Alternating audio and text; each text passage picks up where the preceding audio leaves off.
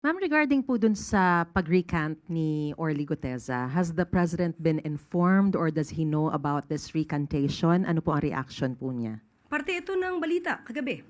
So hindi naman po nahuhuli ang Pangulo sa mga balita. At wala siyang reaksyon na ibinigay sa atin. But does the President believe that the recantation could have been compromised or could have compromised the credibility or the integrity of the investigations of the Senate and the Ombudsman into the flood control scandal? Ang nais naman po ng Pangulo ay laging ayon sa batas, hindi gawa-gawang ebidensya. Kung totoong mapapatunayan na siya ay gumawa lang ng mga kwento, hindi naman din ito makakabuti sa pagpupursu sa mga tao na dapat na managot. So ang kailangan po ng pamahalaan, kailangan ng ombudsman, kailangan ng DOJ, ng mga investigating bodies natin ay totoong salaysay. So kung sila naman po ay magsasabi ng kwento, salaysay na walang katotohanan, mas makakasira siya sa paghabol sa mga tao na dapat na managot. Mas hindi siya magiging epektibo. Ma'am, saan na po hahantong ang flood control scam investigation? Tuloy-tuloy pa rin po. At ang ombudsman, ang sabi po niya, ang Office of the Ombudsman, pati naman po ang DOJ, ay tuloy-tuloy sa pag-iimbestiga.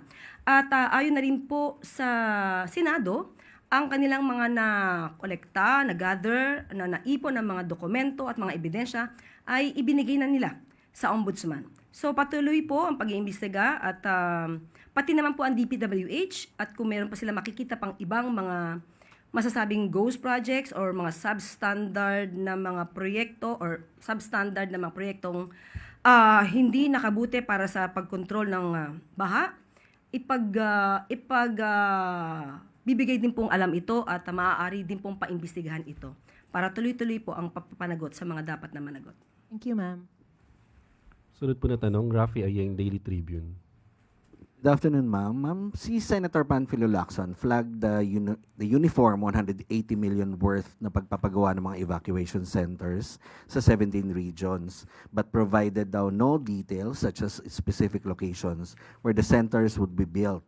And he said, and I quote, it could become an election or campaign budget this early because 2027 will bring us closer to the 2028 elections. Now, the question, ma'am, is bakit po ba pare-parehong 180 million yung worth per region? Okay, pero dun muna sa pangamba na ito ay magagamit sa eleksyon. Marami po tayong paraan para makita natin kung may mga proyektong hindi na napondohan pero hindi nagawa dahil yan naman po ang gusto ng ating Pangulo. Hindi na po nanaisin ng Pangulo na magkaroon ng mga ghost projects na nangyari sa mga nakaraang administrasyon at sa administrasyong kasalukuyan. So ito po ang kasagutan ng DBM at ang alam ko naman po ito'y nasagot na rin. Pero babasahin ko po sa inyo ang pinakamensahe ng DBM patungkol po dito. The absence of specific locations in the fiscal year 2027 NEP does not mean that the evacuation centers have no identified implementation process or may be located arbitrarily. Under Republic Act No. 12076 or the Ligtas Pinoy Centers Act, the NDRRMC, in coordination with the LGUs and relevant agencies, is specifically mandated to identify and prioritize the sites while DPWH serves as the implementing agency. The sites must be selected based on technical considerations, including disaster risk, topography, available land, and the actual needs of communities. Thus, the specific locations are determined through the process prescribed by law rather than by DBM or DPWH discretion.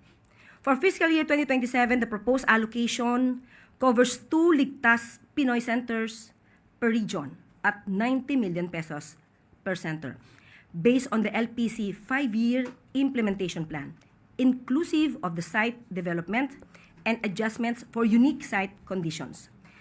The site identification process is already underway. On 10 August 2026, DPWH formally requested from the Office of the Civil Defense the prioritized list of sites to ensure that projects are properly identified and ready for implementation. In short, The purpose, number, cost, and implementing framework are already defined. The specific sites are being finalized through the legally mandated prioritization process. So, nakadefine naman po ang numero kung ilan ang papagawa, kung magkano, at yung implementing framework ay nakasaad na rin po. Ang hinahanap na lang po ay yung tamang site. And another po is, may sabi po ni Senator Lacson din, may mga ayuda items sa NEP 2027 na hindi naman daw po masama, pero hindi pang long-term development action din po. Sa ngayon po, alam po naman natin na lahat ng mga ibinibigay natin na mga ayuda sa ating mga kababayan, tulad ng Walang Gutom program, ito ay pangtawid gutom. So sa mga pagkakataon na yung ibang mga kababayan natin ay walang trabaho, natanggal sa trabaho, or naghahanap pa ng trabaho at hindi nakakaya na sustenahan ang pangangailangan ng kanilang mga pamilya, ay nandyan po ang tulong ng pamahalaan. Pati po yung mga katulad ng 4Ps, ito po ay nakakatulong sa mga estudyante para mas marating nila ang kanilang minimiti na adhikain or ambisyon. So, may mga pagkakataon talaga na hindi ito pang matagalan, pero yung effect nito sa ating mga kababayan ay pang matagalan. Salamat po. Sunod na tanong, Clay Partilla, PDB4.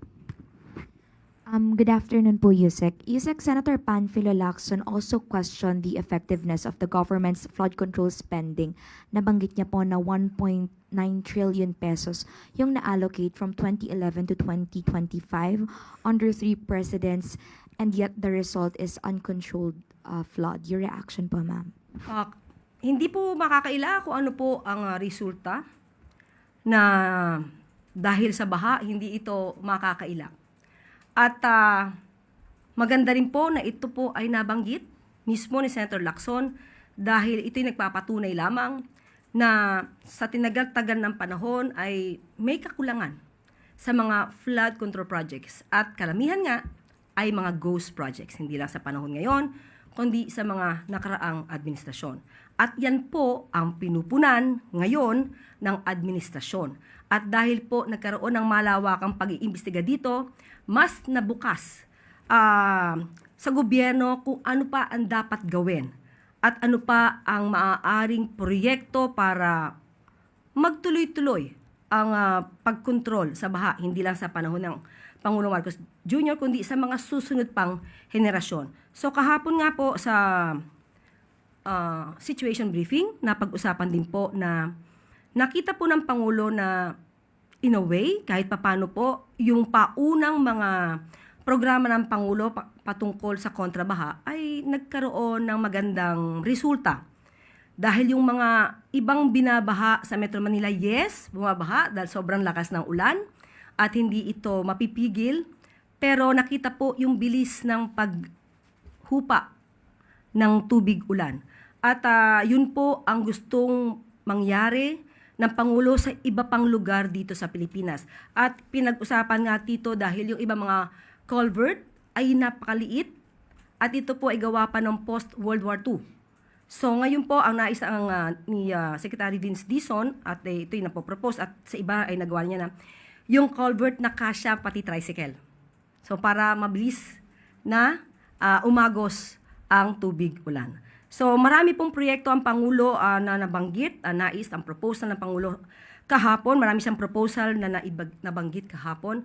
At maganda naman po ang mga response, especially ng MMDA dahil naghahanap nga po sila ng catchment para gawing rainwater cisterns at may mga napili na pong mga lugar.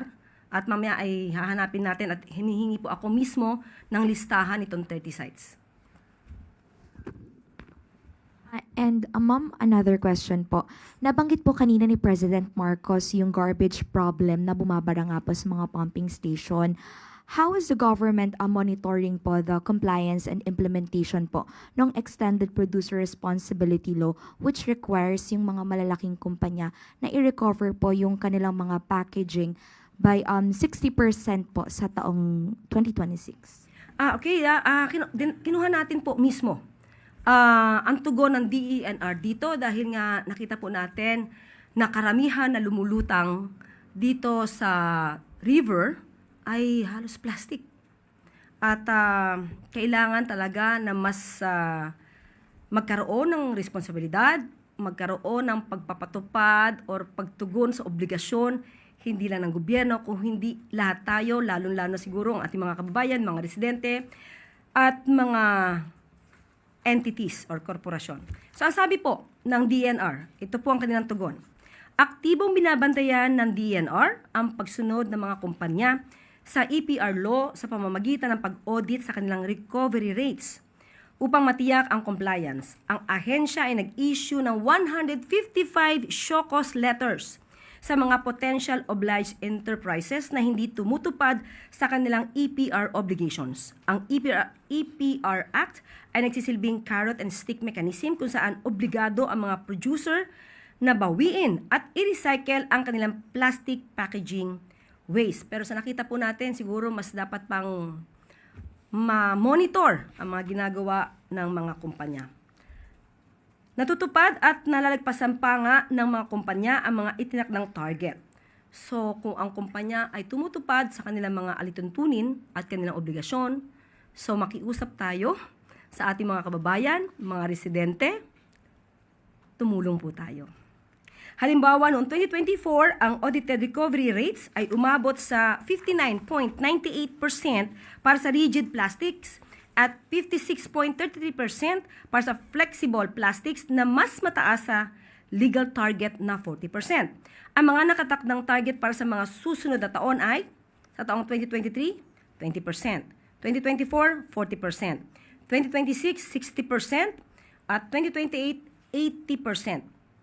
So kapag hindi nag-comply, bibigyan po sila at papatawan ng penalty. So ang mga kumpanyang hindi makaka-recover ng kanilang plastic waste, footprint o hindi makakasunod sa mga requirement ng batas ay nahaharap sa mga multi-million peso na multa. Follow-up question, Samuel Medinilla. Good morning, ma'am. I-clarify lang po namin, na-mention po nila na meron pong na-send ang DNR na 155 show cause order. May company po ba na parang na-penalize na ng DNR for violation ng provisions ng EPR law? Sa ngayon, Sam, ito pa lang ang ibinigay sa atin, numero na 155, pero siguro mamaya itatanong namin kung may kumpanya na tumugon dahil ang ulat ng DNR ay nag-issue sila ng 155 show cause letters. So, tatanong ko kung dapat na bang banggitin yung mga kumpanyang ito o dapat hindi muna. So, tatanungin muna natin sa DNR, kay Secretary Cuna, kung pwede naming isiwalat kung ano mga kumpanya ito. Last na lang po. Na-mention rin po nila kanina na carrot and stick method po yung ginagamit ng EPR law.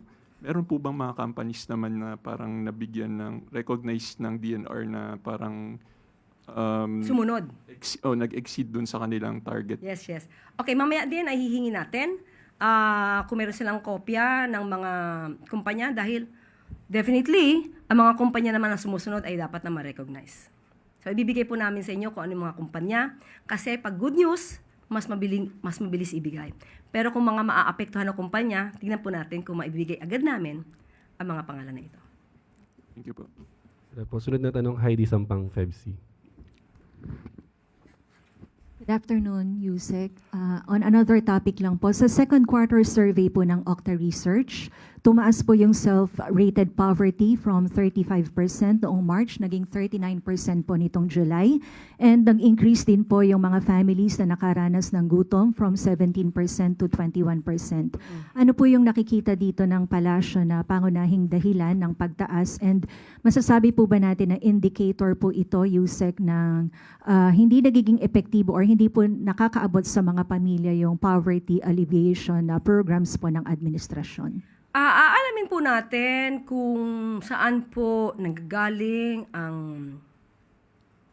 mga areas na maaaring nasasabi na hindi sila nakakaranas sila ng kagutuman dahil itong araw, last week or just this week, ay naging panauhin natin, Lunes, ay naging panauhin natin ang DSWD at ang SWS kung saan mismo sila ang nag-report na yung walang gutom program ng DSWD, ng Pangulo, ay nagkaroon ng improvement doon sa mga beneficiaries. So, kaya aalamin natin dito dahil tuloy-tuloy po ang programa ng DSWD para maibsan nga po ang kagutuman ng ating mga kababayan. So, medyo hindi po sila nagtugma. Well, anyway, tinanong ko po kasi ito sa SWS. Since sila po ay medyo accurate yung kanilang numero dahil mismong diretso sila doon sa mga taong nakaranas nung programa ng Pangulo na walang gutom program. Pero tinanong ko rin kapag kasi pag in general at random yung mga respondents na malamang ay hindi alam yung programa or hindi nila naramdaman, so maiiba talaga ang numero. So most probably baka doon nanggagaling yung difference ng dalawang resulta. Most probably. Okay po. Ay, follow-up question po, AC Romero. Actually, ibang paksa, Yusek. Balikan ko lang kay Gutesa. Since sinabi niyo wala pang reaction ng presidente, pero sa parte ng Malacanang, ano yung nakikita niyong implication ng pag-recant ni Gutesa doon sa kanyang naunang statement? Kung palasyo ang tatanungin nyo, ang nakikita natin na implication ay maraming nag-a-attempt gumawa ng peking kwento para sirain. Kung sino man yung gusto nilang sirain. At maaaring isa sa mga reasons nito ay destabilization. So, hindi lang ito ang nababanggit na merong nagmamanipula, di umano. Nagmamanipula sa mga tao para maging false witness at ang offer ay pera. So, medyo nakakabahala ito dahil sisirain ito ang justice system natin. Sisirain din ito kung ano ang paniniwala ng ating mga kababayan dahil mas maraming papalutangin na maling impormasyon, fake news, false information na makakaapekto sa katotohanan. So yun ang implikasyon ng mga paggawa ng mga kwento gamit ang mga false witnesses at pagpaplanta ng ebidensya. So hindi po dapat ito manaig. Lalong-lalo na ngayon sa panahon ni Pangulo Marcos Jr., hindi po kasi yan ang direksyon na gusto ng Pangulo. Ang gusto ng Pangulo, due process, batas, ebidensya. Salamat po. Another follow-up, Maricel Hariri, TV5. Good afternoon, Yusek. Yusek, you've mentioned nga na nakakabahala kapag may mga ganitong nagsasalita. So how does the government plan to put an end to this false statement? Okay. Mandato po. Mandato po ng mga investigating bodies. Ngayong may umamin at may nagsabi na siya'y ginamit lamang para magkwento ng mali sa isang tao, dapat itong maimbestigahan. Kung sino ang dapat na sampahan ng kaso, sampahan ng kaso. Kung sino yung mastermind sa pagpapagawa ng gitong klaseng mga senaryo, sampahan ng kaso. Pero ito po ay nasa kamay na po ang Ombudsman, DOJ, at ng mga ibang investigating bodies natin. So, mandato po nila to, lalong-lalo na nakita natin.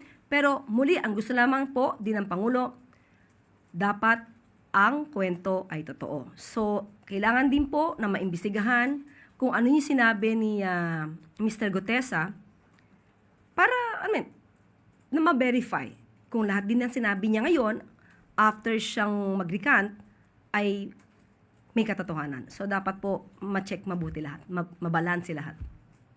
Yusek, ano pong gusto niyo sabihin dun sa mga, especially yung mga gusto pang magsalita, particularly dito sa issue na to, para hindi na maulit yung mga false statements kung sakali? bawat Pilipino, maaari naman tayong mabuhay sa normal na pamamaraan, sa legal na pamamaraan. Huwag tayong marahuyo, huwag tayong magpa-entice sa mga ino-offer na pera para lang manira ng taong maaaring inosente o maaaring walang kinalaman sa mga gagawin yung akusasyon dahil kumita man kayo, yung taong sinira nyo, hindi lang yung taong na yan ang masisira, kundi ang buong pamilya niyan, ang buong integridad niyan. Pero, ang nais din natin, kung meron naman ding may alam ng katotohanan para ma-pin down, mapanagot ang dapat na mapanagot, maaari na rin po kayong lumabas at makipagtulungan sa gobyerno para yung mga tao na nakakaligtas, huwag na po natin paligtasin. Kung meron po talaga silang kinalaman, pagtulungan na po ng lahat para mabigay lahat ng ebidensya para makasuhan sila. So yun naman po. Pero muli dapat po, totoong kwento at hindi gawa-gawa.